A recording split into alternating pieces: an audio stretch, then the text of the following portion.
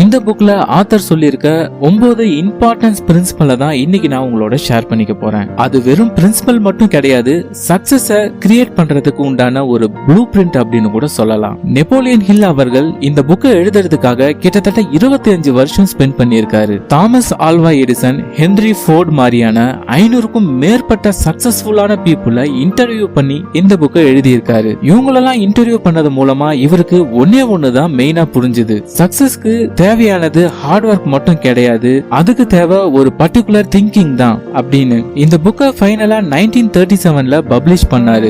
இப்ப வரைக்கும் இந்த புக் கிட்டத்தட்ட 100 மில்லியன் காப்பீஸ்க்கு மேல செல் ஆகி நிறைய பேரோட வாழ்க்கையில வெல்த் கிரியேட் பண்ண உதவி இருக்கு.